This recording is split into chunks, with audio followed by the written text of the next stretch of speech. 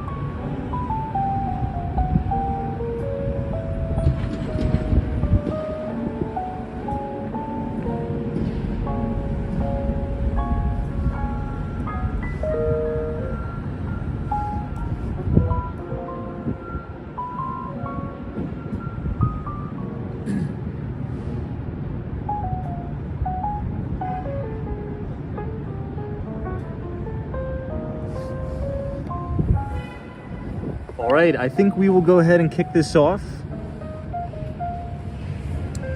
All right, so good evening, everybody, and welcome back to Walks and Wall Street. Today is Sunday, February 25th, 2024. It's 9:01 p.m. Eastern Time here live from New York City. We are currently sitting down right outside the GM building.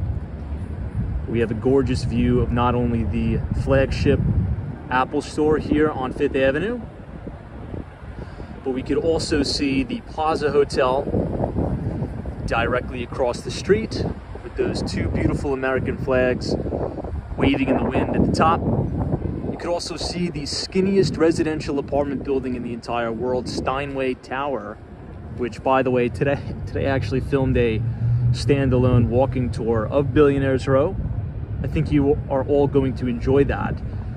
We did a deep dive into every single building on New York City's Billionaires Row. We talked about the developers, we talked about the different architects, we explained exactly how many stories are in each building, how many units are in each building, the average price per square foot, and we also went into some notable sales.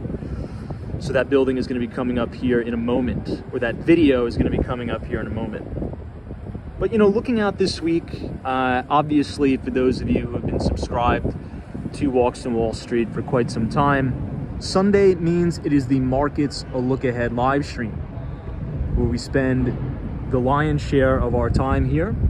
The 2-hour stream we got, going day by day, giving a little bit of a preview of exactly what's going to be happening as we go through the week ahead on Wall Street. Now, I think the majority of the news is going to be circulated around the inflation data that is going to be coming out early next week. Now, it is true that CPI really grabs the majority of the headlines, right? The Consumer Price Index, as well as core CPI. However, the Federal Reserve has an even, I'm not going to say a better inflation gauge, I would say a more closely watched inflation gauge, and that is the core PCE price index that is going to be coming out next week. Now, consensus is for a 2.8% year-over-year increase. We'll see how that goes. We'll talk about it. And it is very important to keep tabs on this number because the Federal Reserve uses this PCE price index as a way to gauge whether they should adjust monetary policy accordingly. Should they raise interest rates at the next FOMC meeting? Should they pause the hiking cycle or continue to pause the hiking cycle? Or should they even cut interest rates, right? So we're going to be doing a deep dive once we get those inflation numbers out. That's going to be coming up this week ahead on Wall Street. Now, talking about corporate earnings, we actually have some giant behemoth earnings reports that are going to be coming out. We have Workday, ticker symbol WDAY, big enterprise software company that mainly specializes in the HR management, right? So HRS systems. If anybody works in HR, chances are you've probably heard of the company called Workday, ticker symbol WDAY. We'll talk about some estimates in terms of top and bottom line estimates from analysts. Also Splunk, ticker symbol SPLK, is going to be reporting earnings on Tuesday. The reason why I want to talk about that tonight is because they have a little bit of M&A activity, right? Cisco, the acquisition, Cisco is acquiring Splunk. That deal is set to close later this summer. We'll talk about that a little bit more tonight. And then last but not least, guys, this is one of the enterprise software pioneer in SaaS, Salesforce. Okay, ticker symbol CRM, the leader in customer relationship management software. Mark Benioff will be reporting earnings early Wednesday, and I think we could expect a monster quarter from Salesforce for reasons which we'll go over tonight on the live stream. Now, lastly, before we get this stream kicked into high gear and get started, because I'm freezing, I'm about to start to do some jumping jacks, we have some breaking news. Okay, next week, or I should say tomorrow, February 26th is going to be a historic day on Wall Street, particularly in the Dow Jones Industrial Average, because Amazon will officially be added to the Dow Jones Industrial Average, and it will be replacing Walgreens. So just keep your eye out for that. It seems as if a lot of these tech companies are starting to come after some of these older, more legacy companies. Now, the ticker symbol for Walgreens is WBA, and it's important to understand the S&P 500 and the Dow Jones Industrial Average works a little bit differently. As we know, the S&P 500 is a market capitalization weighted index. Okay, so if a company has, a $10 trillion market cap, I'm just giving an example, the higher the market capitalization, the higher weighting it makes up in the S&P 500. However, the Dow Jones Industrial Average is a little bit different. It is determined by the price of the stock, if that makes sense. So the Dow 30 companies make up the Dow Jones Industrial Average. The list is sorted by companies' weight in the index, and the weight is determined by the price of the actual stock. Okay? So I think it'd be appropriate before we get started, and if you want to follow along with me, just go to slickcharts.com. This is a great resource. Okay, once again, slickcharts.com, SLICKCHARTS.com. Go to the Dow Jones Industrial Average, and it will show you the breakdown or the components of the Dow 30. So we'll quickly rattle off all these companies. You have United Health Group, you have Microsoft, Goldman Sachs, Home Depot, Caterpillar, McDonald's, Salesforce, Amgen, Visa, Travelers, American Express, Boeing, Honeywell, Apple, IBM, JP Morgan Chase, Walmart, Procter & Gamble, Johnson & Johnson, Chevron, Merck, Walt Disney, Nike, 3M, Coca-Cola, Dow Inc., Cisco Systems, Intel, Verizon, and then last but not least, Walgreens, which is getting the hell out of there, making way for Amazon. That's all I got. Really quick, last but not least, I promise this is the last update. This Thursday, we are going to be sending out the fourth edition of our Behind the Street newsletter. So if you want to subscribe to all of our free equity research and receive it every other Thursday after the market closes, just go ahead and scan the QR code on your screen and punch in your email, and it will bring you to our Substack. So it'll bring you to a page like this. This was our last newsletter that we sent out. We did some comparative analysis between the 2008 financial crisis, the 1929 stock market crash, and we also looked under the hood of the market, watching for some potential sector rotation in the smaller caps, Russell 2000, as well as microcaps, the IWC, biotechnology, and the like. So again, if you want to subscribe to our newsletter, just go ahead and scan the QR code on your screen, punch in your email, and we'll be good. So let's go ahead, get out of the wind here. I'll close up the laptop, say hello to everybody in the chat, and we'll kick this stream off. Thanks so much for joining, and let's get out of the wind.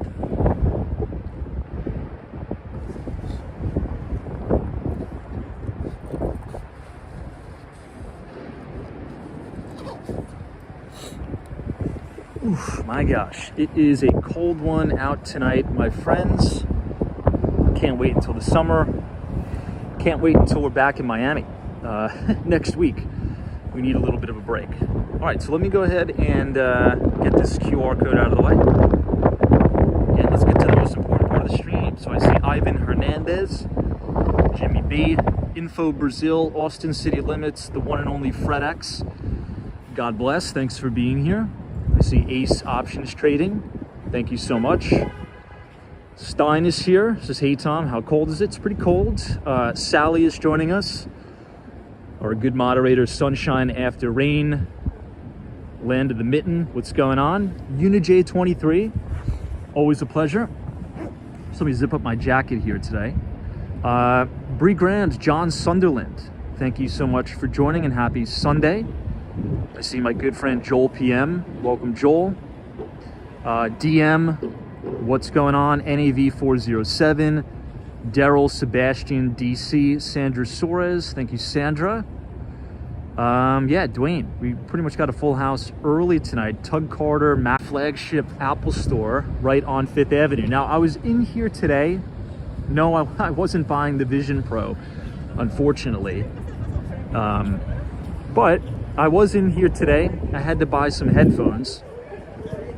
I was putting in my headphones right as I was stepping on the subway, and somehow they got unplugged from my, what's it called? They got unplugged from my phone, and they bounced on the subway platform and onto the tracks. So we needed to get some new headphones. So helping out Apple stock there, $20 on headphones.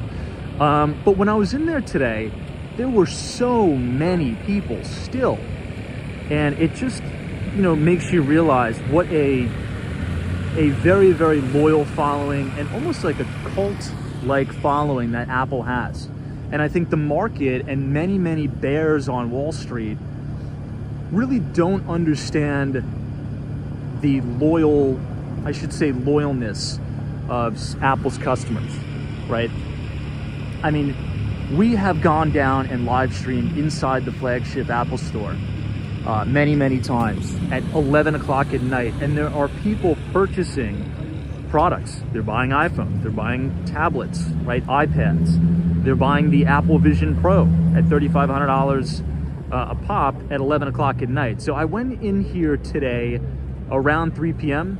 The place was absolutely packed. Okay, it was so packed. And people were spending money, people were buying. And even though it's anecdotal data, I think it's important data to understand. One of the best books I've ever read on the financial markets, and we've gone over this many times and we've sort of talked about it a lot, is a book called One Up on Wall Street. Once again, the book is called One Up on Wall Street. It was written by Peter Lynch. So Peter Lynch is a retired mutual fund manager, one of the greatest mutual fund managers to ever live on Wall Street. And he worked for Fidelity, and he ran the Fidelity Magellan Fund back in the day that outperformed the market quite consistently. And one of the things he says in his book is that, stock analysts and stock traders could get so caught up in, sifting through all these spreadsheets, 10Ks and 10Qs and the like, reading annual reports, that they kind of forget just to go out and see what people are interested in. Right, back in the day, that meant, taking your kids to the mall, taking your wife to the mall, see what they're buying, taking your husband to the mall, see what he's interested in, right?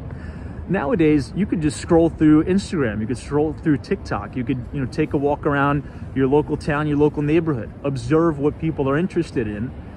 And that's exactly kind of what I did today, And Apple is absolutely mobbed Hey, Swearworks is here. What's going on? Thank you so much for joining. Gary says, I am a Mac evangelist. Ask me about Apple products and try to shut me up. Yeah, you know, I think you were telling us that you still have one of the original Macs, right? The first ever Mac or something like that. It's pretty impressive. It's incredible. We're looking at 432 Park Avenue at your top right. You're also looking at the GM building here. And you're looking at the Sherry Netherland Hotel. Jesse Livermore, I think about him every time I look there. Hey, Rich says, do you think that Nikki Haley not leaving because she can grab more and more for her organization, personally for her? I mean, I don't even think about that. I'm thinking about how I could put money in my pocket. I'm not thinking about Nikki Haley. I could care less about her. Like, who is that? I don't even know. Zozo Bob, what's going on? Says, Tom, Peter Lynch said, buy what your teens are buying. You know, for sure. Yeah, it's, you know, just be observant. Try to trend follow different trends. And I think that's another reason why big data is going to be so important, so increasingly important. One of the greatest, you know, stock analysis tools that I use every day is just Google Trends, right? Go to Google Trends and see what's kind of, you know, on the up and up in the United States and globally. And that's a very good way to catch, you know, intermediate term and long-term trends in the market. It's quite interesting. And I think, you know, I don't have kids, but I'm sure many of you do. You know, just be curious what they're interested in, right? What are they asking for Christmas? What are they asking for their birthday? Where are the different places that, you know, they tend to go? And you'd be surprised. That could lead you into some very interesting investments, right? Okay, well, quickly, we're gonna go to the East Village tonight, by the way. So a little bit different from the route we usually take. We're gonna go all the way down to New York City's East Village. But first, I always like to stop and look at the beautiful Plaza Hotel. Look at that. So right here on Central Park South, this is 1 Central Park South. This is where the residents enter. So if you own a condo or own an apartment here at the Plaza, this is where you enter. Beautiful architecture. The attention to detail really shows here. You have these beautiful red carpets. Now look at the details on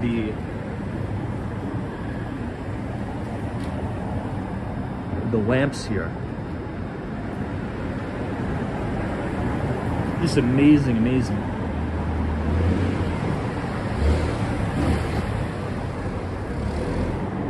Pretty cool. Hey, Monty is here. What's going on? Good to see you, Monty.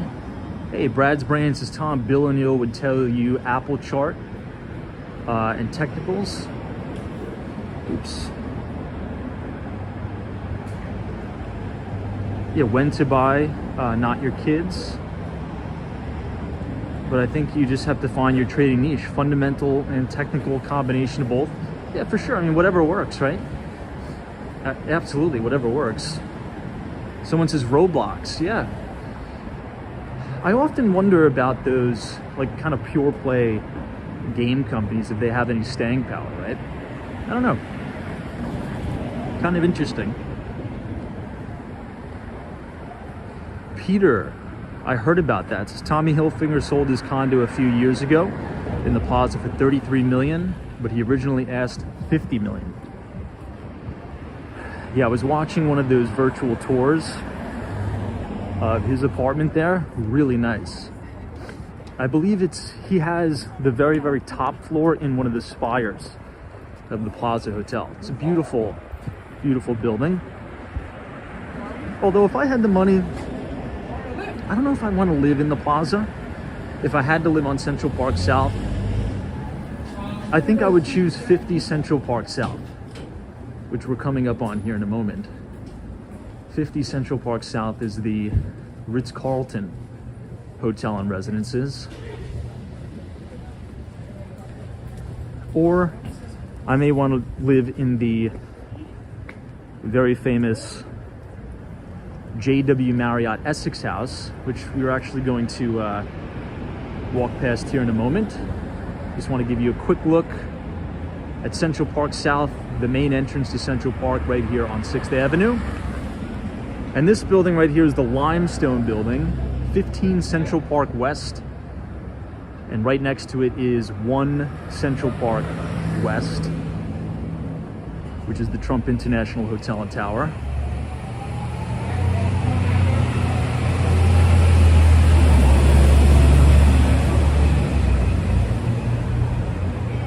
Someone says, if I had the money, where in the world would I want to live? I would want to split my time between New York City and Miami. I think these are the greatest 2 cities in the world for opportunity. And it's, you know, it's very, very interesting. This is 50 Central Park West, 50 Central Park South, by the way. So this is the Ritz-Carlton Hotel and Residences. So the hotel entrance is right here, but if you own a unit, you would walk in right here. However, they're totally redoing the lobby. That's why you can see it's kind of all blocked off here. It's going to be a spectacular brand new lobby for the Ritz-Carlton Residences. So pretty excited about that. But the reason why I would still want to stay in New York City as well as Miami is because that is where a lot of the big, powerful players are, and there's a lot of opportunity here. So regardless of kind of what you see in the news, I was reading a Bloomberg article just today. My friend sent it to me. And it actually shows that New York City set another record for the most billionaires living in Manhattan. So we have an interesting dichotomy coming up here in New York City where billionaires and ultra high net worth individuals are actually starting to come back to the city and invest and purchase properties even more. So, you know, proximity, I guess, is power, and there's a lot of opportunity here. It's very diverse here. You can learn a lot from different types of people from all over the world, and that's kind of where I want to be. And that's why I always say, because there's a lot of, you know, younger people who watch the stream and they may be graduating from university or college or whatnot, and they say, you know what, I see all this stuff in the media, is moving to New York City still worth it right out of school? Or should I go to some other city? And I would say 100% still worth it. You're not going to get the opportunities anywhere else in the world, particularly in the country, than you would get right here in New York. You still have a very, very robust education infrastructure. The talent pool is amazing in this city. So I'd say don't kind of let the media narrative drive you out, because there's still a lot of opportunity. You know, you could be walking down the streets in New York at any time, and you could, be walking past, a titan in advertising, a hedge fund manager, a major private equity fund manager, maybe a famous actor. So the point I'm trying to make is there's opportunity everywhere. So take kind of the fear that you see in the media with a grain of salt. There's a lot of problems in New York, and we talk about those problems all the time, but there's still incredible opportunity. And if anything, by the way, and I was on a call with my friend this morning about this. He's a distressed asset investor. He's actually based out of Boulder. And something interesting is he's like, you know what? I see all these interviews with, Kevin O'Leary talking about how New York City is a dead city and New York State's a dead state, and so many people are pulling money out. And, although in the short run, he may be true, right? There's going to be capital flight.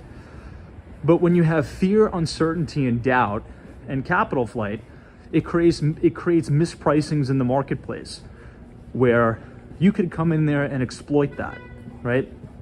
Because I don't think, and I don't really want to get political tonight, but I don't think we should just say those entities that are kind of causing all the chaos currently in the city, I don't think they'll remain in place for long. So if anything, this is going to create extreme mispricing in the market, and mispricing and volatility create opportunity. And I think there's going to be unprecedented opportunity in New York City. All right, this is the JW Marriott Essex House This is a 5-star hotel and a historic hotel, by the way. It's part of the Historic Hotels of America, the National Trust of Historic Preservation, right here. Hey, Andrew, thank you so much for your 5 CAD donation. It says, do you think the 10-year US bond is on a downtrend or will continue to the upside? Well, where's the 10-year yield right now?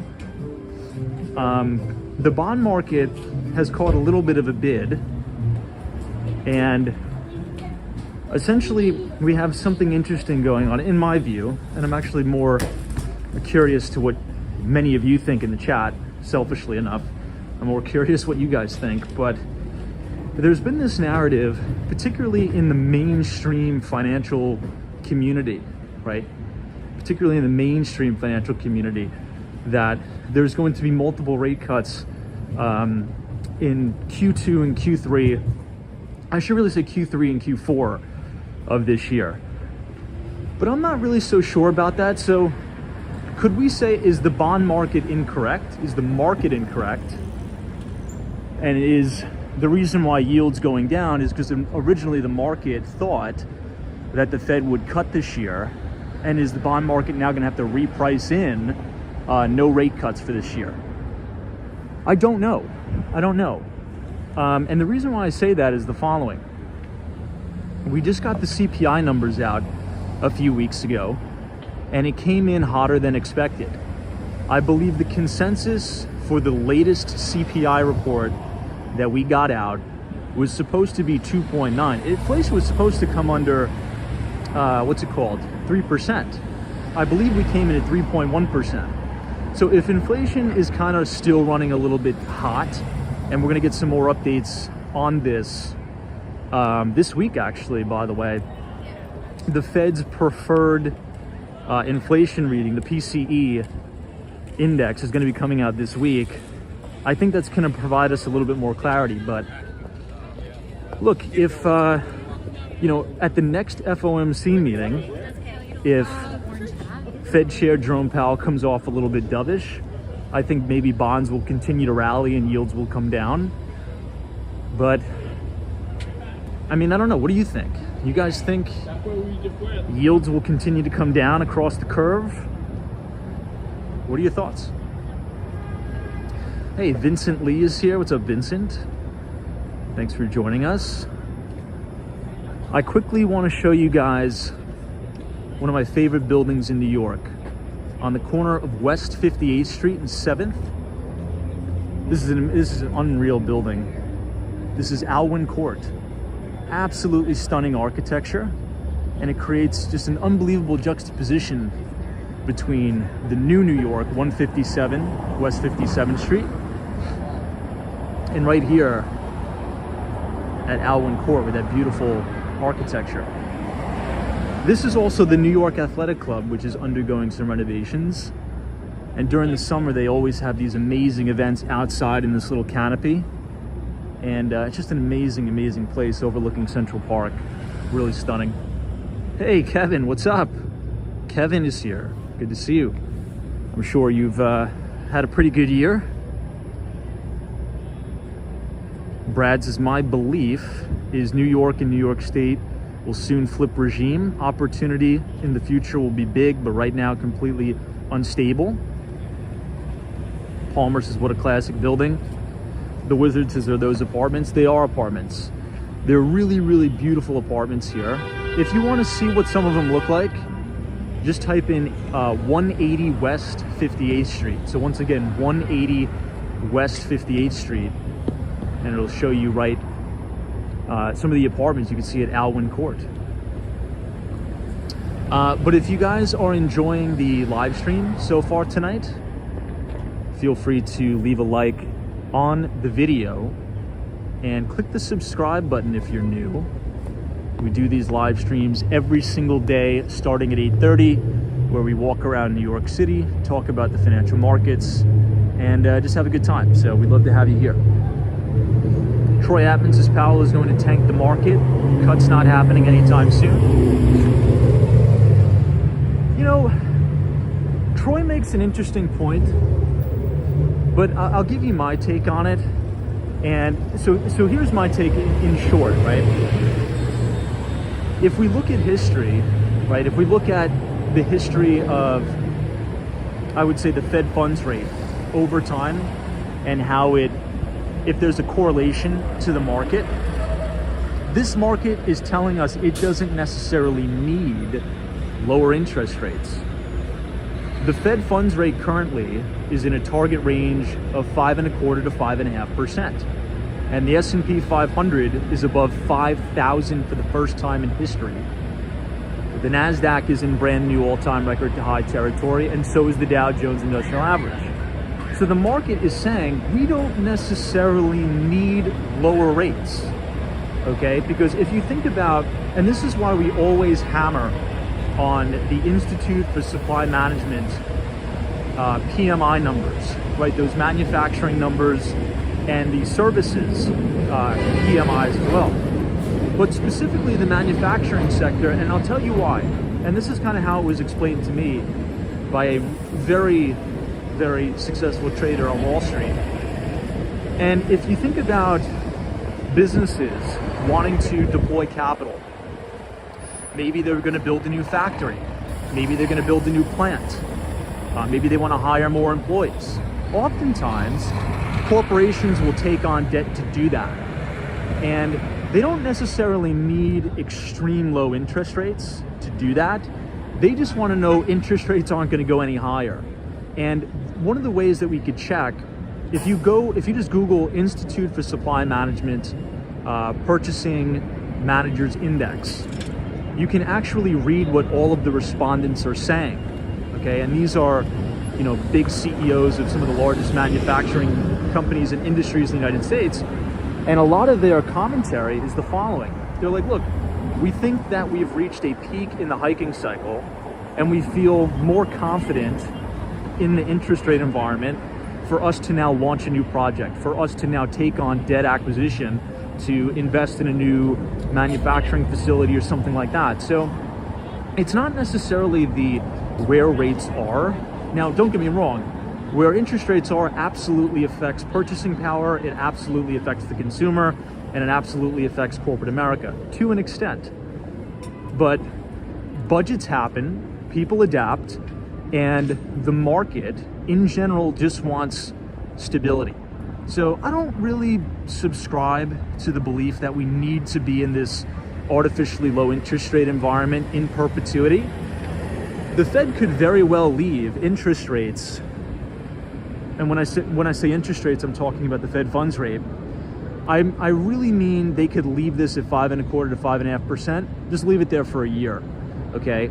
Now, going through, and not to ramble on, but going through the duration of 2024 and 2025, if interest rates stay where they are, yeah, it's going to cause some pain, particularly in the commercial real estate sector, as a lot of this commercial debt starts to roll over, right? When I mean roll over, it needs to be refinanced. But that's okay. I think that's okay. We can go through some short-term pain. We can have a little bit of a correction, and the market will work itself out. We don't always need to live in this environment of artificially suppressed interest rates, because in my view, right, in my study of the financial markets, the only thing that really does is make the rich richer and the poor poorer. I mean, and you don't have to agree with me, right? I know many of you do disagree, but when you have an environment where money is essentially free, corporations, high net worth individuals, right, oftentimes are those who have access to that cheap money. It's not the average everyday American like you and me. So you have these blow-offs in terms of the valuations of all assets, real estate, equities, and the like. And you may be thinking, well, that's really good, right? Equities are going up, real estate is going up, and to an extent that's good. However, let's kind of analyze that data. Who owns the majority of the real estate in America, both residential and commercial? Who owns the majority of equities? Who has the most exposure? Well, the top, and don't quote me on this, you could Google it, maybe we could do a fact check in real time, maybe you guys could Google this as we're talking, but I believe, okay, and remember, fact check me on this, I think the top 10% of Americans, okay, so if you're at the top 10% in terms of net worth and income, they own 90% of all the equities. So they have over 90% of the exposure, 10%. So you're just making them increasingly more wealthy. And I believe that's what the Federal Reserve has done a really good job in doing really over the last decade, since, really even since the great financial crisis. Anyway, we've gone the wrong way. We're actually headed uptown now. We have to turn around and head downtown. Anyway, so this is West 58th Street, my friends. And this is 220 Central Park South. This building is 950 feet tall, and Citadel Securities' Ken Griffin actually owns 3 distinct floors in that building. I'll catch up on the comments here in just a moment, but if you're interested in a lot of this financial talk, I do write a free investing newsletter, and we send it out via email every other Thursday right at the close of the market. And this Thursday, we're actually going to be talking about a lot of the stuff that we've been talking about tonight, like the Federal Reserve, monetary policy. So if you are interested in signing up, it's completely free. Just go ahead and scan the QR code on your screen, punch in your email, and you'll have access to our Substack. It's about 24 months, almost 2 years of our archived research. You could have it for free. All right, Mariana, Texas is the richest Americans own the vast majority of U.S. stocks. According to Fed data, the top 10% of Americans held 93%. Wow, so it's higher than I thought. 93% of all stocks, the highest level ever recorded. Wow, so that's actually higher than what we originally thought. I thought I was overstating that a little bit. So according to the Fed data, and thank you so much for looking that up, a lot of times it's helpful if the chatters kind of, fact check me in real time, because I can't remember all this stuff. Wow, think about that. So the top 10% of Americans own 93% of all the exposure. I mean, if that's not a total lopsided economy, I mean, I don't know what is. So, look, America is still the greatest place on earth for class mobility, but when you have, again, not to sound like a broken record, when you have artificially suppressed rates for long duration, it creates these wealth disparities because there's an inequality in access to that liquidity. Does that make sense? So big corporations, ultra high net worth individuals, people with very good credit, those are the ones who get access to that liquidity, not the average everyday working person. Steve CR, what's going on? John Kelly, what's up? It's the same number regarding Bitcoin as well.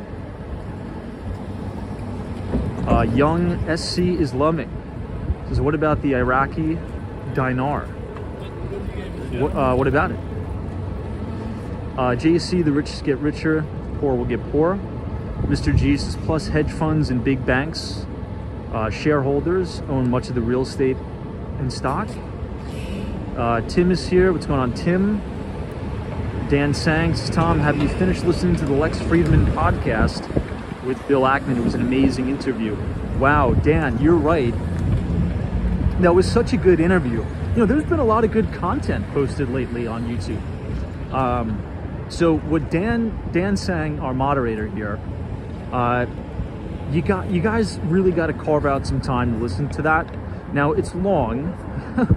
Okay, it's like a 3-hour podcast, but just make a mental note. Maybe you could listen to it this upcoming week. It is the Lex Friedman podcast, and he had on billionaire investor Bill Ackman. So for those of you who are not familiar with Bill Ackman, he is the CEO and founder of Pershing Square, and arguably one of the most successful investors over the last 5 years, right? He is very famous for his famous billion-dollar trade, essentially buying swaps on the S&P 500, netting the firm $1 billion. He actually should have made more money on that. But that is, if you're interested in the investment business at all, maybe you're just a retail trader and you want to understand how to do things the correct way, the appropriate way, that is such a great podcast. And it's free. You don't have to pay anything. Listen to it on repeat. It's an awesome, essentially, blueprint of how, to appropriately invest. All right, so let's get back on 7th Avenue here. And we're going to head downtown. We're going to go all the way to the East Village tonight. We're right outside of the Brooklyn Diner. Hey, Bradley, what's going on? Says just listen to the podcast today. Love that. Lurden says, hey, Tom, moving the Fed funds rate up or down is actually artificial. Yeah, I mean, the Federal Reserve manipulates, that's why a lot of people are against central banking, right? They can manipulate interest rates and also kind of pull levers on liquidity via the Fed balance sheet.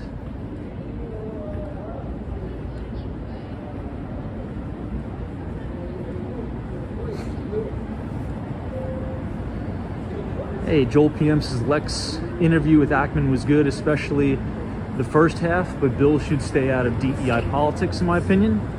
Yeah, I kind of tuned out at that point because I'm just not really interested in that. But yeah, I mean, the investing, I'm really more talking about like the investing focus of it. I know at the latter points of the interview, he was talking about like Harvard and all that. I guess that's his alma mater and all that. But yeah, from an investment standpoint, it was really good interview. Particularly surrounding activist investing as well. Activist investing, which we're going to get a little bit of an update on some major activist investing when Salesforce, ticker symbol CRM, reports their earnings report Wednesday, I believe. There was a large activist investor that took a pretty large stake in Salesforce, forcing them to, really double down on the business, increase gross margins and the like. And I think we're going to have a really big quarter for Salesforce this week, in my view. Now, I cannot wait until all of this disgusting and ugly scaffolding is down from the Carnegie Hall, because the facade of this building, one of the most famous buildings in New York City, is Carnegie Hall. It's a beautiful building. And pretty soon, we'll have the scaffolding completely down. They did a full and complete restoration of the facade. I'll give you one quick look at it. Love Carnegie Hall.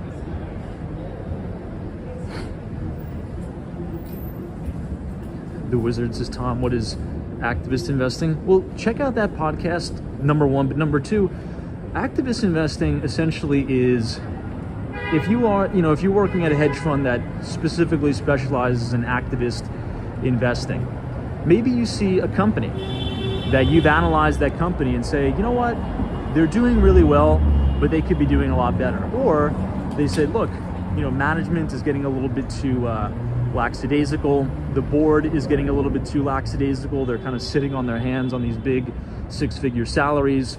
And there's so much potential in this company. It could be run so much better. We have a few ideas to make the company better, increase profitability to drive shareholder value.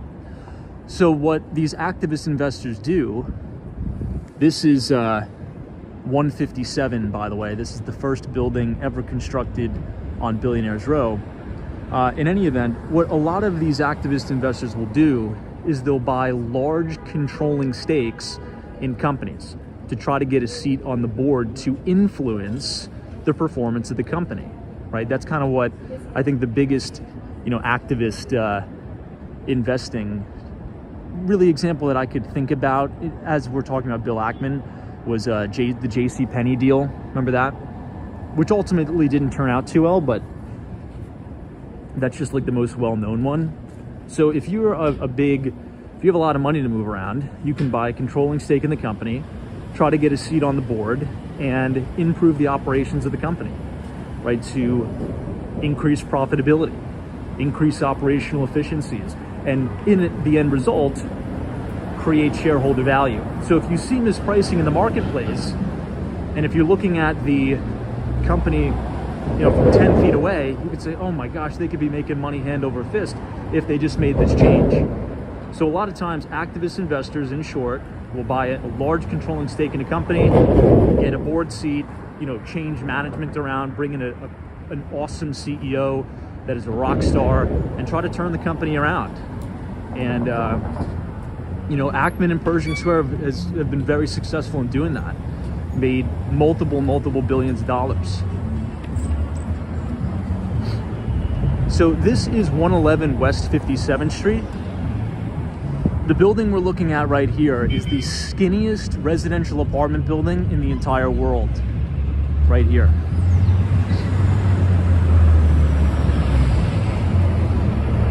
I believe the most successful kind of activist investment that Bill Ackman made in his career was with Wendy's and Tim Hortons. I believe the same company that owned Tim Hortons owned Wendy's. And at the time, Tim Hortons was doing really, really well. And when they valued the business, they had Blackstone at the time, which obviously Blackstone not anymore. At the time, they had an investment banking division.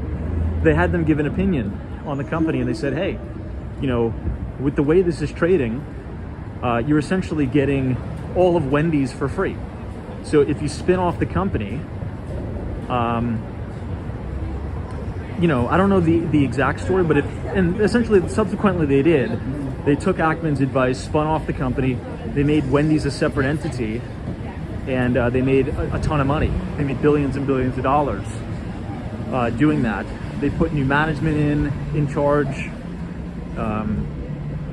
They increased the quality of the product and the like. Hey, WM, thank you so much for your very kind $10 donation. This is Tom, have a cup of coffee on me. Thanks as always for the content. Hey, I appreciate that. I definitely will be utilizing that tomorrow. I'll get a coffee on my way to work.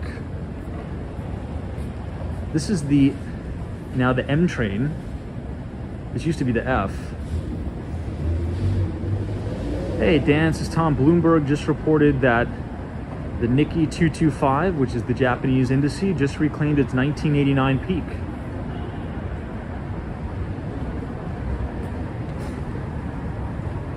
Yeah, that's another interesting thing we've been talking about. The Japanese stock market topped in 1989, right? Topped in 1989, and just last week it actually made a new all-time record high. And we wrote about this in the newsletter a while ago, essentially saying it may be time to get long Japan. Maybe time. There was an interesting statistic that came out this weekend in Investors Business Daily, and I never knew this before, but the share of millennials and Gen Z, and really just the overall population of Japan, over 50% of their population has no exposure to equities. They save all of their money in cash. And it's just now starting to change to where more of the Japanese populace is starting to acquire equities, like purchase mutual funds and the like. So that could propel markets significantly higher.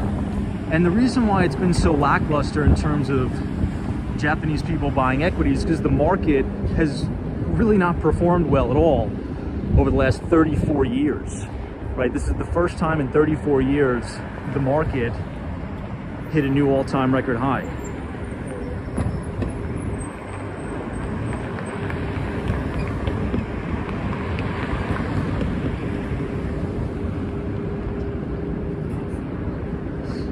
let me catch up on some of the comments.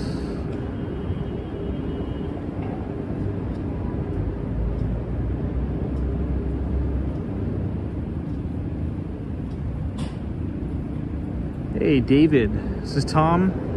How does a person invest in scaffolding in New York City? Are there only a few companies? I don't know. There's a couple, but dude, could you imagine all of the money these scaffolding companies make? What a great business. I believe many of them are headquartered in the Bronx. I forget, but yeah, I mean, I can imagine what a great business that is. There's scaffolding almost all over the place here.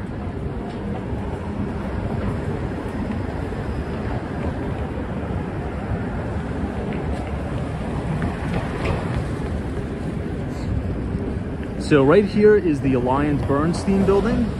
This is a big asset manager here. And you also have a very notable hedge fund in this building called Fortress Investments. We talk about that hedge fund a lot. Michael Novogratz, who got his career started working at Goldman Sachs. He was actually a partner at Goldman when they went public. So he did very well. And then he went to Fortress Investments, and then finally he broke off to start his own company. And the company's pretty interesting. We've talked about it before. It is called Galaxy Digital.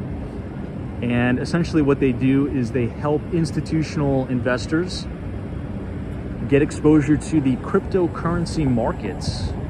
So, kind of cool.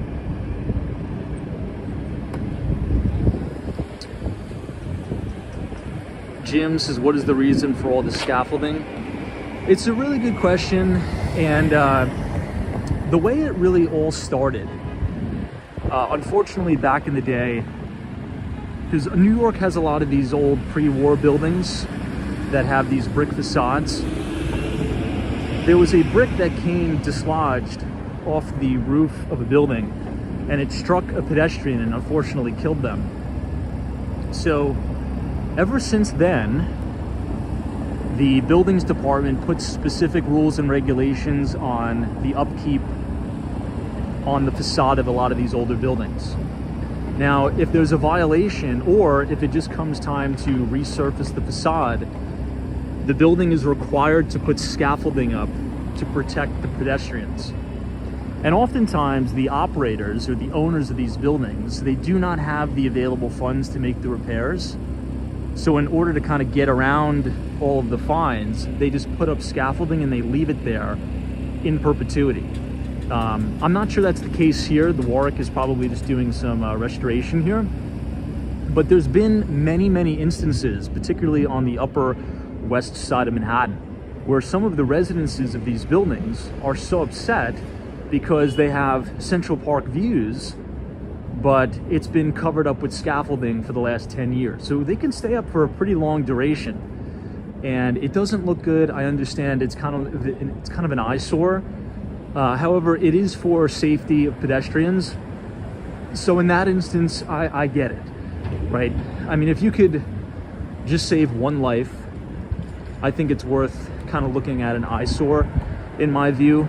But the city, you know, if you're gonna force people to, you know, fix the facade, you know, maybe we should have like a requirement where they have to have, you know, like a working capital fund, because a lot of these buildings in New York City are really old, you know, really old, pre-war.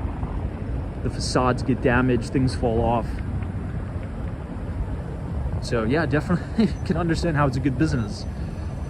But Patriots NFL ones is term limits on scaffolding for sure. All right, everybody, so this is the Charles Schwab right here on Avenue of the Americas. And this is a pretty unique view of the Steinway Tower, which we just talked about. Some of the apartments in there are full floor apartments. There's about 60 units in total in the building. And you have unobstructed views not only of Central Park, but all of Midtown Manhattan.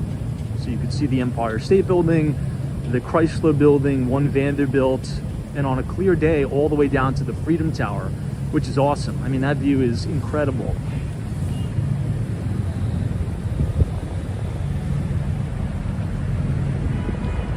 I think we'll have to pick up the pace a little bit if we want to make it all the way to the East Village, but we'll do our best.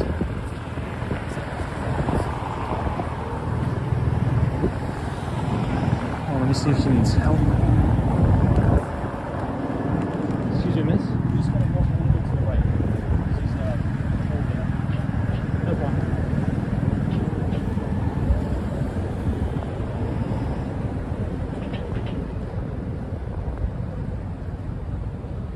This is Nürburger Berman, 1290 Avenue of the Americas. This is another big asset manager, and it just so happens to be one of my favorite lobbies in all of New York City. Look at how cool that is. It's this beautiful marble encased lobby that goes all the way to the back. Love the simple design. If I worked here, I'd love coming to work every day.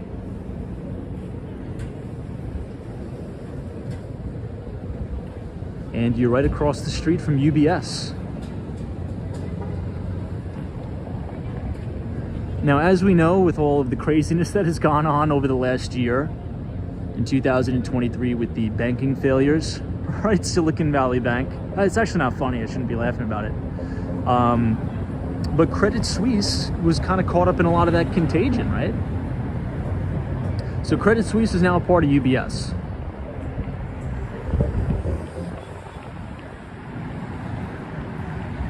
All right, Radio City Music Hall.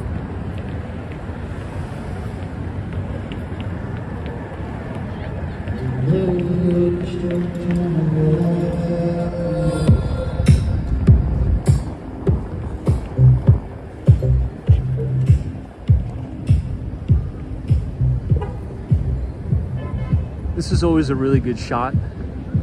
You have these three big American flags and all of Radio City. And this is Brooks Brothers, kind of off topic, but anybody a fan of Brooks Brothers, like the style? I kind of like it. I don't like their casual clothes though. That's the only thing. The Brooks Brothers casual clothes, I can't really pull it off, but I like a lot of their, you know, fall and spring, like jackets. I have a lot of Brooks Brothers kind of like those light jackets. I think the more casual dress down clothes look a little bit too not my style, but you know, they have some nice like classic looking suits, loafers. That's what I like. Anyway, off topic. But Sabrina Fair says nope, overpriced. It is a little bit pricey, but a lot of times if you shop online and you buy their merchandise off market or off season, they sell their stuff for like 50% off. Fred X is more of a Carhartt guy. I have a bunch of Carhartt stuff in my house. Oh, we're in the middle of a photo shoot here.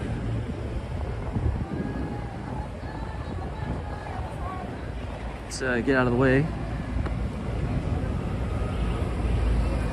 Hey, James Davidson, what's going on? Vinny says I wore suits, all Brooks Brothers. Oh, when you wore suits, it was all Brooks Brothers. Yeah, I think it's a very classic look. I believe the reason why I like it is because it reminds me of those old kind of Wall Street movies from the 80s. You know, like an older managing director walking down Park Avenue, you know, wearing the classic Brooks Brothers. I like that kind of stuff. I kind of wish I was born, you know, not in the 90s, but I wish I was born a lot earlier so I could have had that kind of classic style, not kind of look out of place, I guess.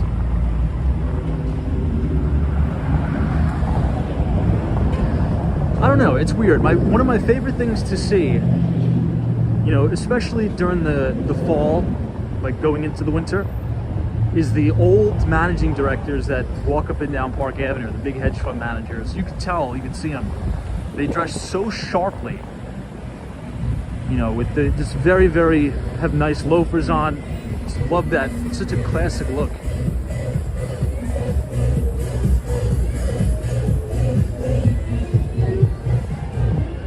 Anyway, so we talked a lot about, for those people who are just joining us, tomorrow is actually going to be a very historic day on Wall Street, particularly for the Dow Jones Industrial Average, or the Dow 30, if you will. There's going to be a little bit of a change up in the Dow. Walgreens is coming out and Amazon is coming in. So if you go to slickcharts.com, once again, slickcharts.com, you can actually look at the breakdown of the Dow 30. And Walgreens is at the bottom of the list, and they are coming out, and Amazon will be taking their place in the Dow Jones Industrial Average. So it'll be interesting to see how Amazon trades tomorrow as it gets added to the Dow. So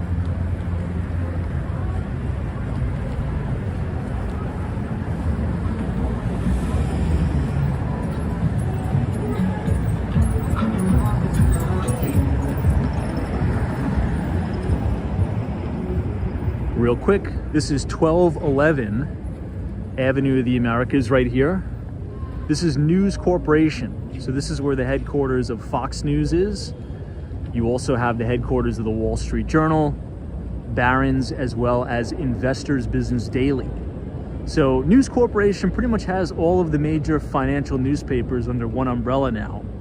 And if you're not familiar with Investors Business Daily, or IBD, the company was started by William J. O'Neill, or Bill O'Neill.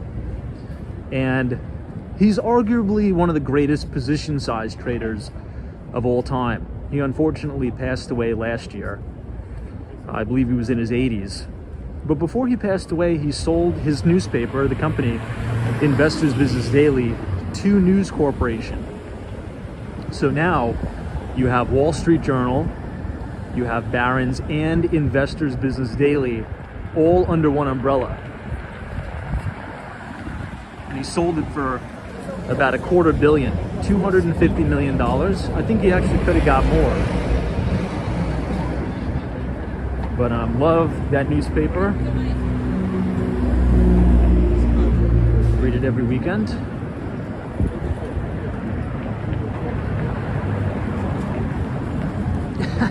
Justin says, say what's up to Gutfeld for me. Maybe we'll run into him one day. You never know. You never know.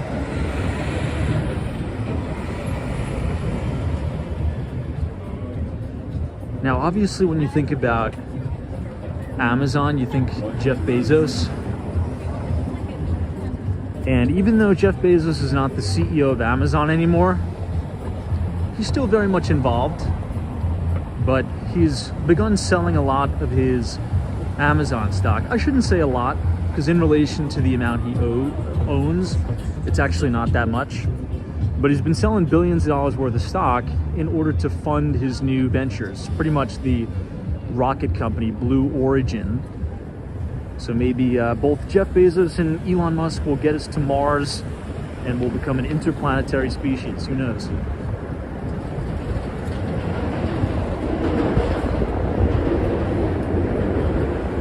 Now, I know I've told this story 1,000 trillion times, but we do have some new people here. Jeff Bezos, before he started Amazon, actually went to work on Wall Street. Not a lot of people know that, but it's true. And right out of college, he moved to New York City, and he worked for a quantitative hedge fund called D.E. Shaw, David E. Shaw and Co. And he was very successful, made a lot of money. And one day, Jeff Bezos talks to his boss, who's David Shaw, that's his name. And he's like, I need to talk to you. Let's go take a walk in Central Park. And during that meeting, Jeff Bezos pitched the idea of Amazon selling books online to, whoa, look at how cool that car is.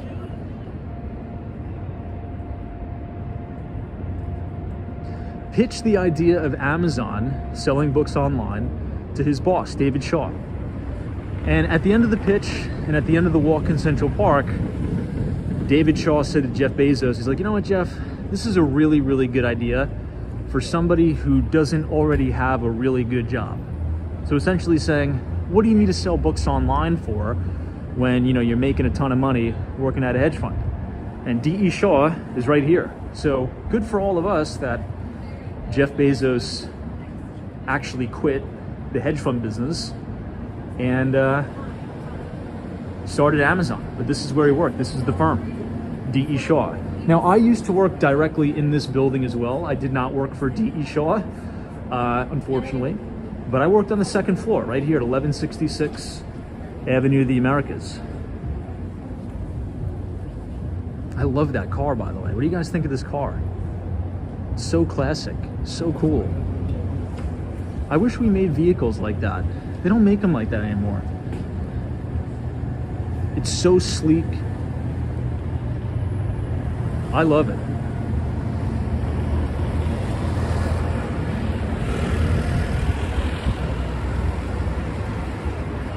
Kind of looks like a Cadillac, doesn't it? Super White Shadow says, wasn't Amazon a bookstore? It was. They started off only selling books.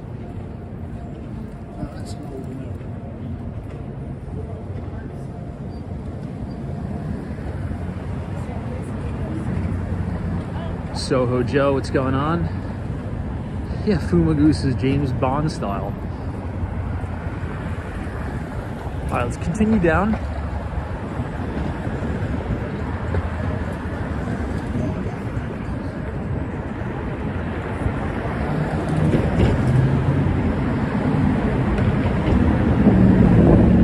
FedEx is Nissan president, I believe. Bradley Tilson says it's a BMW. I don't know, kind of look like a Cadillac. You never know. Anyway, if you guys have been enjoying this beautiful walk through New York City, consider subscribing to the channel because we do these live streams every single night. We start at 8:30.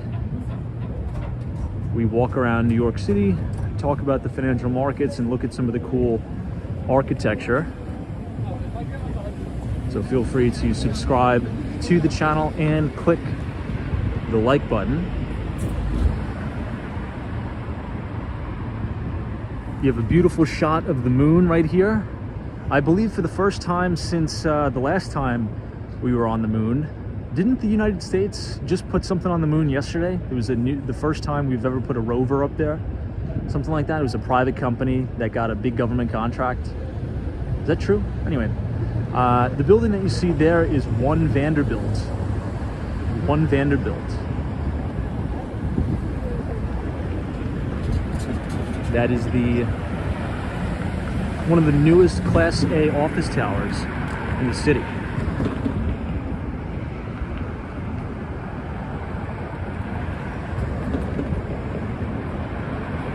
I know Brad's as fascinating as books were just a vehicle for him. He didn't desire to be a bookseller. He wanted to be a seller. And another interesting thing to Brad's point is Amazon really had a major first mover advantage in cloud computing. Not a lot of people kind of realize that, but Amazon had, I believe it was a 3-year first mover advantage in cloud hosting, right, with their product AWS. So Amazon Web Services, and that makes way more money than the e-commerce business by a long shot, Amazon AWS. I would say the biggest competitors, or I'd say the main players in cloud computing, you have Amazon AWS, you have Microsoft's Azure cloud platform, and then you have Google's Google Cloud, which, you know, Google has caught so much flack over the years because the cloud business wasn't profitable. And there was even many analysts who would trash talk Google saying, let's not buy Google because the business isn't profitable. But it grows into its profitability. Like, that's how, you know, every single SaaS style software business model works. You try to gain as much market share as possible, right, by putting out loss leaders, undercutting the competition, being very, very aggressive to win business. And then over time, it starts to turn profitable. And once it turns profitable, that hits the bottom line and you're pretty much off to the races. So I believe the last 3 quarters, Google's cloud business is now profitable. And I think it's only going to continue to grow. Look at how unique this shot is, guys. Look at that. Totally incredible. Magnificent, right?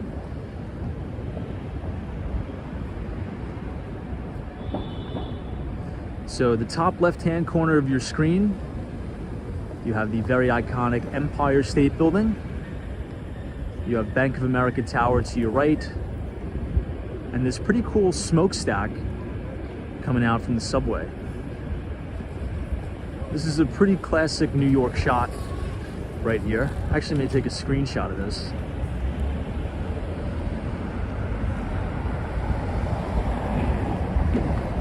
It's an awesome view.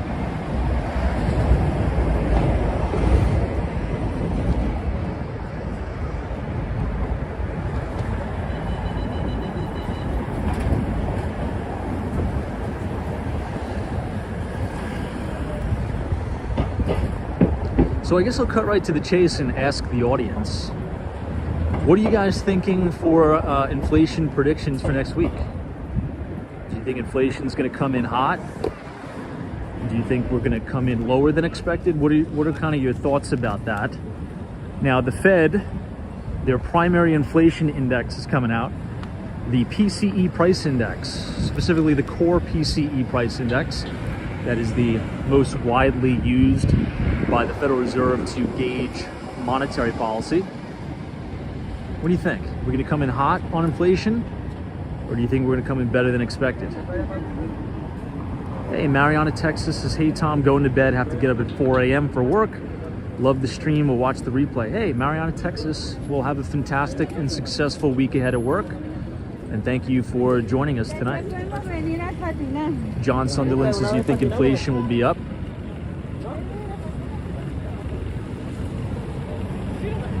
Interesting. Wizard says, you think it's going to come in hot?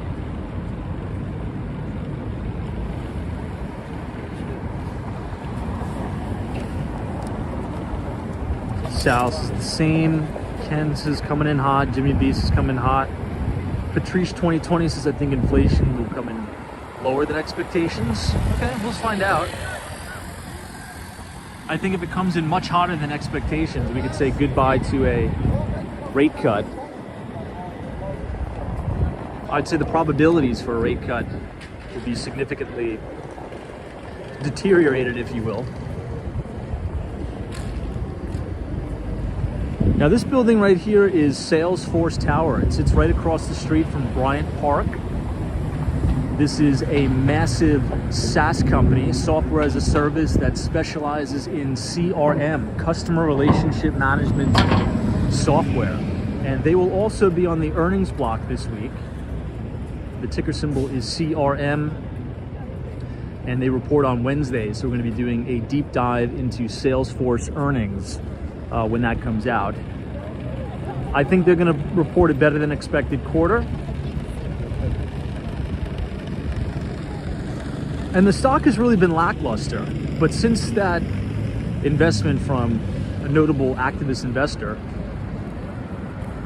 things have actually begun to turn around. And Salesforce have been, trying to bring people back to the office, increase efficiencies, and this is their main New York City headquarters right here.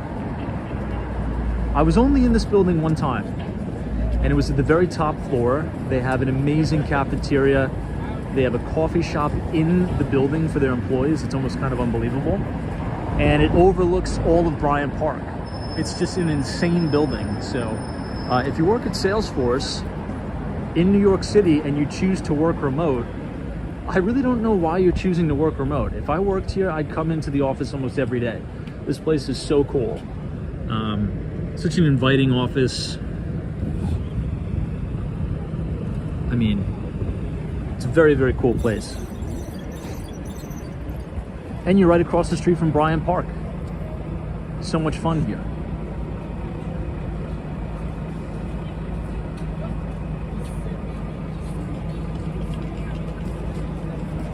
All right, let's continue down.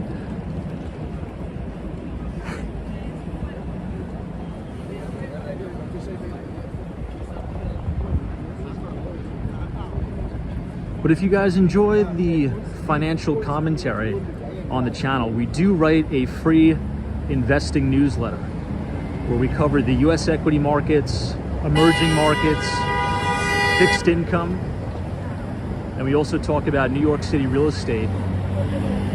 If you scan the QR code on the screen and punch in your email, you'll be signed up to receive our Behind the Street newsletter, and we send it out to the group here at Walks on Wall Street every other Thursday. And we're going to be doing a deep dive on corporate earnings, and we're also going to be talking about Japan specifically. We're going to be laying out an interesting bull thesis on the Nikkei 225 that just hit all-time record highs for the first time in 34 years. So the last time the Japanese stock market was trading at record highs was way, way, way before I was born. So this is a major trend here. And I think Japan as a country and as an economy is going to benefit over the next decade significantly from a lot of manufacturing capacity moving away from mainland China. A lot of that business is going to go to Japan, India, Korea, and a good thing for us here in the United States and Canada, if you're watching from Canada, I think a lot of that manufacturing capacity is also going to be brought back to North America, which is good news. And you can tell that in the prices of stocks. You know, the Chinese equity market, Shanghai Composite, as well as the HSI, has been performing quite lackluster, although over the past 2 weeks, we've had a little bit of a rally in China.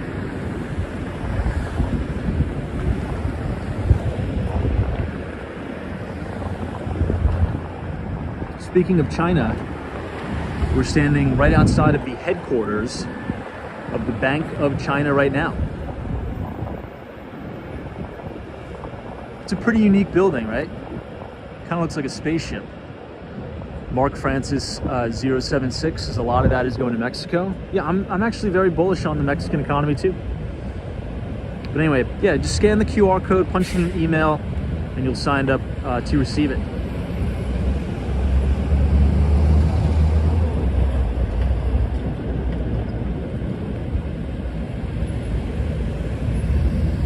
Chat around says just 10% truck reduction in New York City will make prices rise bigly. Interesting. Now it's funny, the amount, I understand everything that's going on, but the amount of emails that I've gotten, you know, about this trucker thing, it's been like overwhelming. I should take a screenshot of my inbox. It seems as if everybody now in the world is an expert in logistics and trucking. Seems that way to me, at least in my inbox. Everybody's like, Tom, are you aware that there's going to be a trucker boycott, and if there's this percentage, it's going to make your food prices go up by this amount and that amount because this company is reducing by this amount? I'm like, how well versed are you on logistics and transportation and its correlation between prices of goods and services? It seems like everybody's turned a logistics and transportation expert overnight. Anyway, yes, everybody, I'm well aware of the situation that's going on in New York. Anyway, I'm just trolling you guys, no worries. I know, Deborah's like, oh my God, enough with the trucking thing. I trust me, if you're sick of it, think about it, I'm getting hammered with it. I'm getting bombarded. It's like, I get it. Okay, I understand. So I'm just teasing you guys about the trucker thing, just because I'm a little bit exhausted of the conversation. That's all.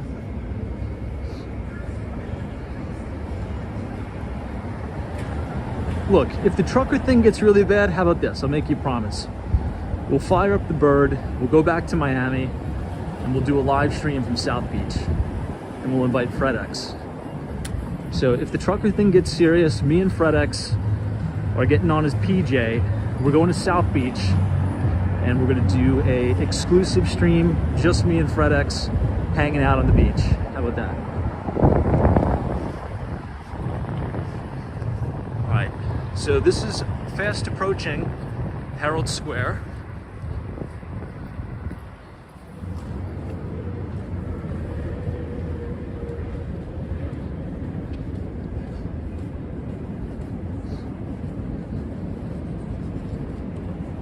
Yeah, FredX is kind of like, he's like, hey, maybe the trucker boycott wouldn't be so bad. I could use a few weeks in Miami.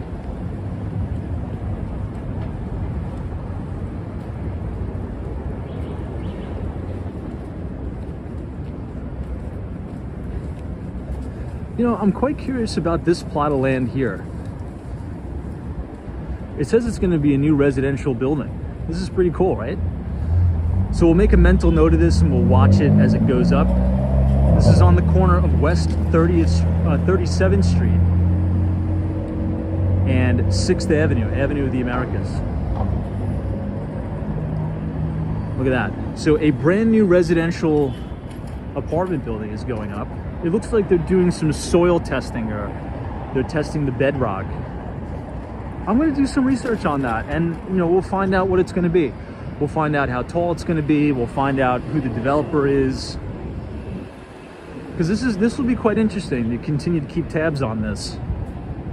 So here's a mock-up of what it's going to look like. Wow. So anticipated completion is 2026. That actually seems pretty fast. I mean, 2 years it's going to be completed.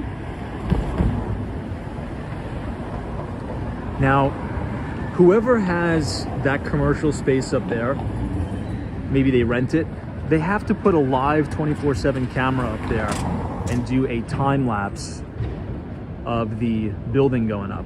So the owner is 989 Developers LLC. The building address is going to be 240 West 37th Street. Oh no, that's their, yeah, okay. Interesting. General contractor, Omni Build Construction. I'll do some research and we'll see what that's going to be. That'll be cool to watch it go up. Now look, kind of shifting gears from stocks for a moment. That's actually very encouraging to see this, by the way, because New York City is underbuilding in a major way in terms of residential apartment buildings. We are going through a complete, and I should say utter, housing crisis in New York City. And the only thing that's going to solve that, right, regardless of what the politicians tell us, is we need more supply in the market. We need to let developers build to bring more supply in the market, to satiate a lot of that demand, and so people can afford a place to live, right? It's really kind of simple. It's economics 101. We don't have to do, word salad gymnastics, to say, well, if, this urban planning and this and that. No, you just got to build more units, okay? Because there's so many people that want to live in New York City, right? Even before the migrant crisis, right? There was so many people that were priced out of apartments, even before we took in 100,000 migrants, right? So you can imagine how crazy the situation is now. It's so crazy that we've actually had to build shelters on Randall's Island. And back in my college days, that's where I used to play soccer. We used to have our soccer games on Randall's Island, and now they've used those athletic fields for these migrant encampments because there's just no room. There's no room. So it's good news whenever you see construction, right? A lot of the times, politicians can demonize a lot of these real estate developers. They call them greedy. But at the end of the day, they build our housing, and we need more product on the market. We need more inventory. So the more we build in New York, I think the better. That's one thing Miami has on New York City, is Miami is starting to build like crazy, which I think is going to put a cap on this crazy price really boom that we've had in Miami, right? So I think prices will kind of taper a little bit, and cool off in Miami, just because the pipeline of new development is so much. You're actually starting to see that now in Austin, Texas. I'm not sure if we have any viewers from Austin here, but if you are from Austin, maybe you can give us a little bit of an update on the residential real estate market, because from what I'm seeing is prices are just starting to cool because they've been building like crazy, and that's actually what we want. You know, we want to see more supply come on the market so prices don't have to be so unaffordable. Hold on, let me put you guys down. I got to plug in the phone here.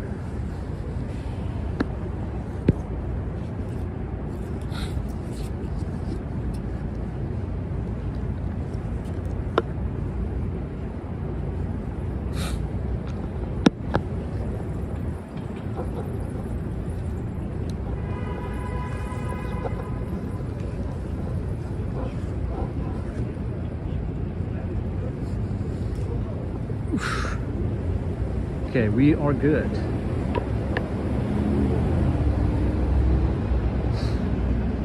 Hey, JC, this is Tom. What is the status of the Four Seasons Hotel? I'm not too sure. I mean, you know, I work right around the corner, as you know, and I've been seeing a lot of work trucks. I've been seeing a lot of contractor people go in and out of there.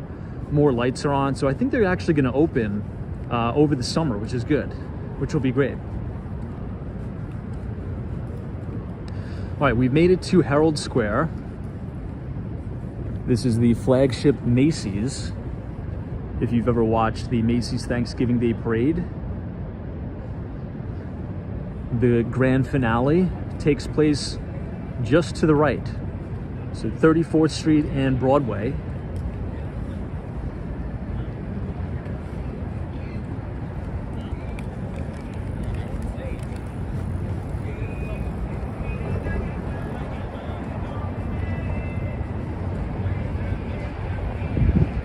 You know what, we've already been streaming for an hour and a half. I don't think we're gonna have time to go to the East Village. I've gotten distracted. So let's do a little bit of an update on the Penn 2 project. I think that would be pretty good to do. So we're gonna bang a right here. We're gonna go all the way down to New York City's Penn Station, and we're gonna see a little bit of an update on the brand new Penn 2 project that is being put on by Vornado Realty Trust. So, for those of you who don't know, the Penn District has been in a little bit of a bear market. There's very, very high vacancy rates for a lot of the commercial space here. And it's not the best neighborhood, right? It's been, over the recent years, it's gotten a little bit dirtier. There's a lot of drug use over there, crime. But the good news, right, being optimistic, both the city and this developer, Vornado Realty Trust, have done an amazing job with, number one, totally revamping Penn Station and the main entrance to Madison Square Garden, but also building new Class A office space to attract businesses back to the Penn District.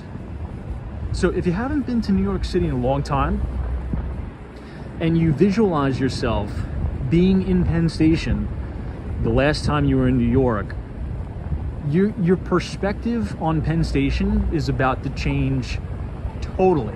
Absolutely, totally change. It's all modern. It's all brand new. A totally transformed transit hub. Higher ceiling heights. Everything is state of the art, very clean. And we're gonna check it out tonight. We're gonna make this left on the corner of 7th and 34th Street.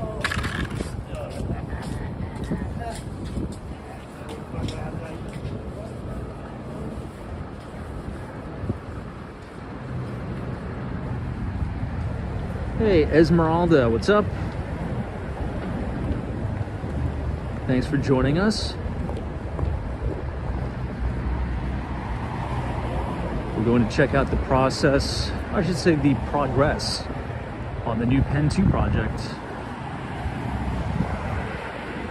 Oh, look at that. I think this is new. Look at that Jon Stewart advertisement here, The Daily Show. Anybody a big fan of Jon Stewart? Hey, Steve Buffalo says, Tom, your Hudson Yards tour was very informative. I have no idea BlackRock moved there. Thank you for your videos. Yeah, you know, that was a big win for the Hudson Yards. So 50 Hudson Yards is now the new New York City headquarters to BlackRock. That whole area has been totally revitalized as well. When the weather gets a little bit better, we're going to be doing more walking tours on the west side, but it's just so cold and windy that I don't know if the camera's going to be able to bear that. So anyway, as you can see in the distance, this is the brand new entrance to Penn Station. You have this state-of-the-art Class A office tower here. And this is what we're going to check out right now.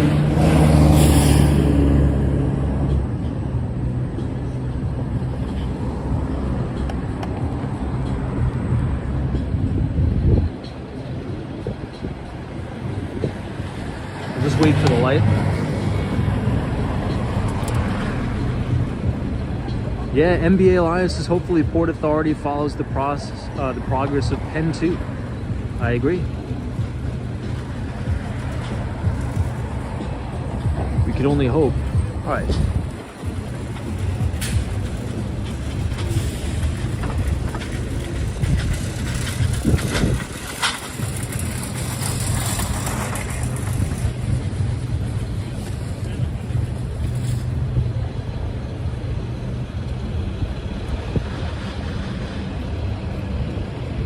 So we'll walk under the overhang, the overpass.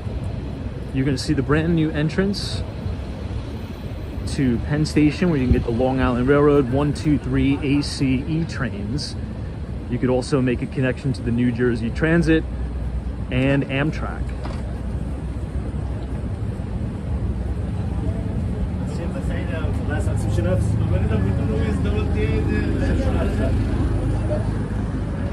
What do you guys think? Totally different look. Before, everything used to be so cramped. It wasn't open, and when you have things cramped, it attracts a lot of people doing you know, nefarious activities. But when you have huge open space, all exposed, it keeps the flow of traffic moving, right? That's something I kind of learned in I took one urban planning course in college, and they say the more you could open things up, lift ceiling heights, make things more walkable, the flow of traffic picks up and crime actually goes down. It discourages loitering. That's why you'll notice a lot of times when you have scaffolding up and you look at a lot of the crime stats, a lot of the pickpocketing happens under scaffolding underpasses as people hang out and loiter. So this is the brand new, right here, entrance to the Long Island Railroad 1, 2, 3 ACE trains. It's this huge, kind of like atrium looking thing. And all the way in the back, you have Madison Square Garden. Let me see if I can turn on the wide angle lens.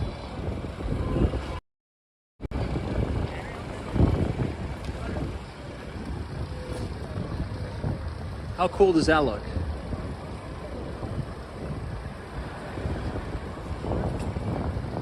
So as a visual, if you haven't been here in a long time, I'm assuming this is totally different experience.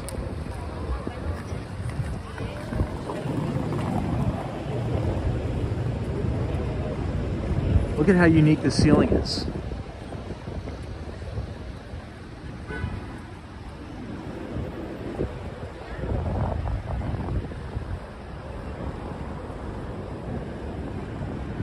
This is all brand new here.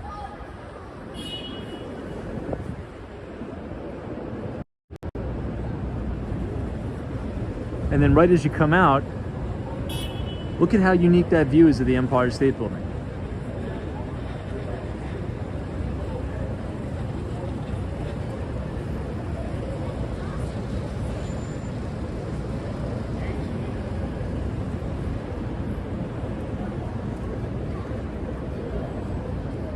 if we make this right, you'll be able to see the piano that Billy Joel used to perform at Madison Square Garden. And see, the construction's not even done yet. They just recently opened this up. This is all going to be brand new. They have to extend all of this tile. You have the brand new entrance to the bank. You have 2 brand new elevators to take you down into the station. And it opens up these exposures to see the Empire State Building. It's great.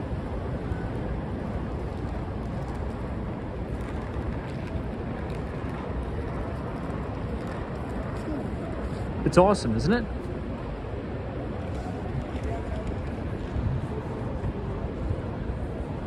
Okay, now we are officially entering the main gate to Madison Square Garden. It's going to be all blocked off, but now again, the developer on this is Vornado Realty Trust.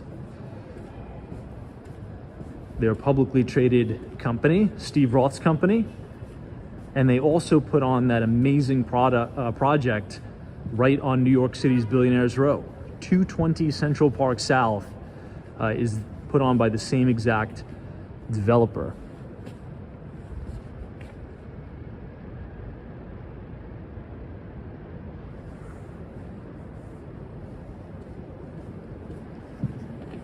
I'm sure many of you didn't know this. Look at this. Any Billy Joel fans here? They have the piano that Billy Joel used to play his last show at the Garden. In the day, you could actually go up there and take a look at it. It has his harmonica up there. It's pretty cool for any, diehard Billy Joel fans like myself.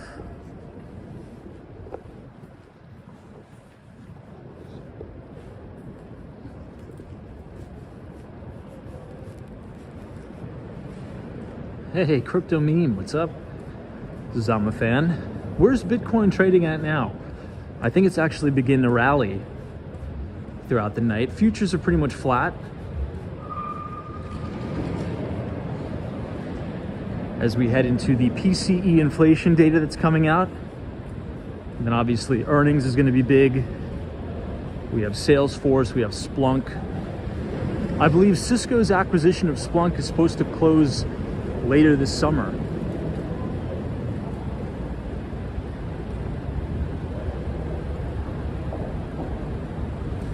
Well, that's a unique shot. Look at this. You have the Madison Square Garden logo here. You have the spire of One Vanderbilt. And you also have the Empire State Building. If that's not an iconic New York City shot, I don't really know what is. It's awesome. Then you have an advertisement for the Emirates. You can see the Burj Khalifa. Anybody visit Dubai? Any thoughts? I think I'd like to visit.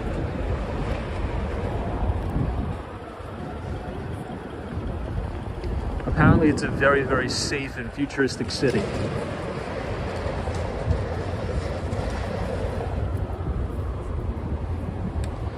I don't know. So, yeah, Brad, I'm reading your comment about the Billy Joel Madison Square Garden. Apparently, his last concert at MSG was last year. But I guess maybe he's changed his mind. I don't really know what's going on with that. I remember you guys telling me when we were doing the stream last summer that this was Billy Joel's last year, 2023. Maybe he's changed his mind. I don't know. Hopefully he changed his mind.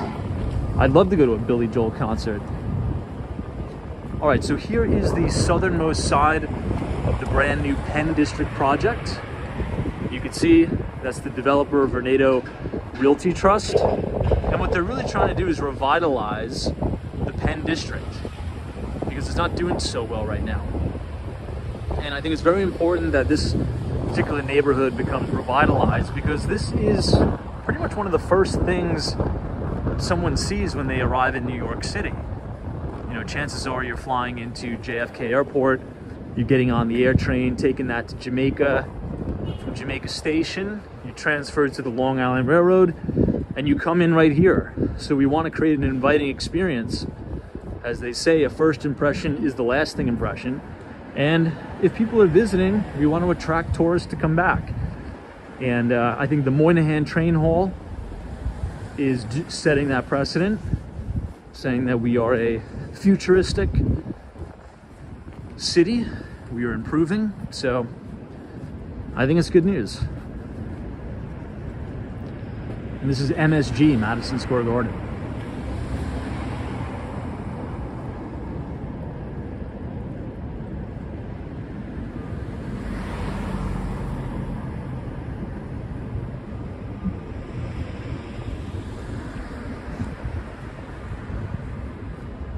Now, the further you walk past the Moynihan Train Hall, that's going to take you to that Hudson Yards development. And I filmed a standalone video for everybody, kind of explaining the interesting situation that's been going on in New York City as it relates to the commercial real estate kind of fear and crisis. So what we're seeing is a lot of the older Class B and Class C office towers becoming increasingly vacant, right? Very, very high vacancy. But what corporations are deciding to do is downsize in terms of square foot and go to newer Class A office towers, such as 425 Park Avenue, 1 Manhattan West, and 2 Manhattan West. So this big building is 1 Manhattan West, that's 2 Manhattan West, and also 50 Hudson Yards is those new glitzy and glamorous Class A office towers that are actually doing really well. 1 Vanderbilt is another office tower that's doing really, really well. I believe that has 100% occupancy.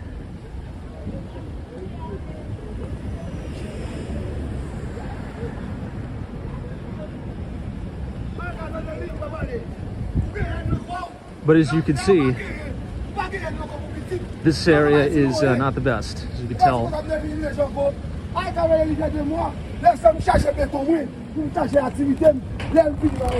This is kind of what we've been talking about, right? Particularly, this is like a big hot spot for a lot of stuff.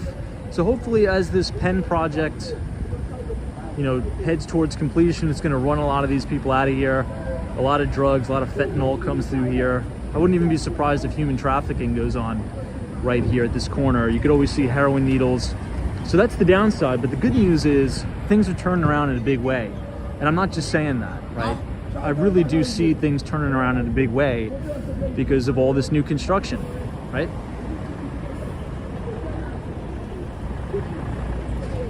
All right, let's cross here. And then we'll lap around by the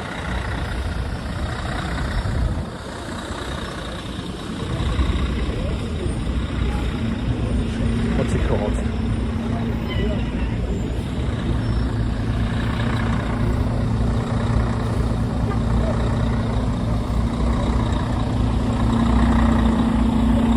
By the new Moynihan Train Hall.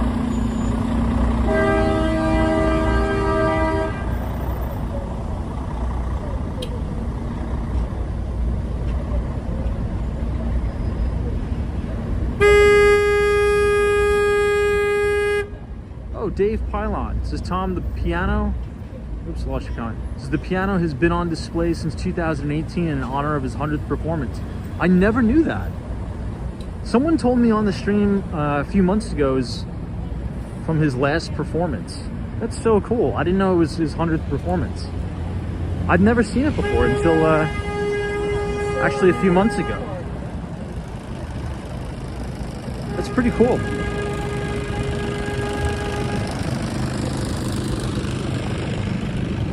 So I guess on the topic of Billy Joel, does anybody know if he's coming back to MSG or not? I remember everybody saying that that was his last year in any event, but that's cool.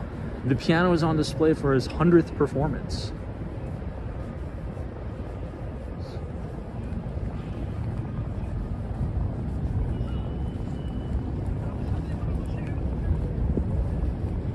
You can see the New York Times building in the distance right here. There's a enterprise software company, Datadog, ticker symbol DDOG, is in that building.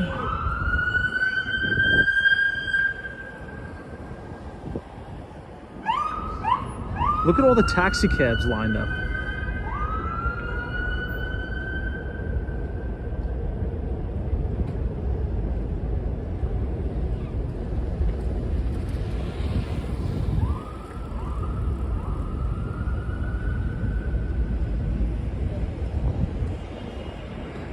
So I have an interesting story about this building. This actually sold at foreclosure auction before it was even completed. I don't have time to tell it today, but one of the greatest real estate brokers on the commercial side, the CRE side, is Bob Knackel. And he has a pretty interesting story about showing a potential tenant for a lease agreement in this building. And there was some not so favorable experience, but I believe Bob Knackel created a massive company called Massey Knackel, and then he sold it to JLL. I'm not too sure the amount, but I think it was a lot. And he just retired from the company like 3 days ago.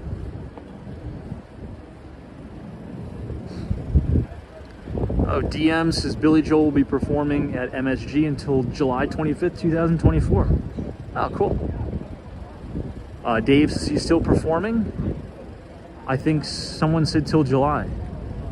Love that. Yeah, I'm a big Billy Joel fan. I like Billy Joel a lot. But guys, it's getting late. It's time for me to head to bed. But if you enjoyed the live stream tonight, feel free to leave a like on the video. Click the subscribe button if you're new, and join us tomorrow. We will be live, hopefully from Tribeca, starting at 8:30. If you want to sign up for our free investing newsletter, where we talk about US equity markets, emerging markets, fixed income, and the like. Also, we cover a lot of New York City real estate, both on the commercial and residential side. Feel free to scan the QR code on your screen, punch in your email, and you'll have access to our Substack. And it's completely free. So guys, thanks for coming out. This was a very enjoyable stream, and I'm wishing you all a successful week ahead. All right, so hang with Mark Mom, I appreciate it. Austin City Limits, Sunshine After Rain, Justin KN, Lemonade, Tatatara, FredX, John Kelly, Monty, appreciate you, Sally, T-Cal, Dale, John, Muhammad, JC, Michael, Nick Rocks, Baker 504,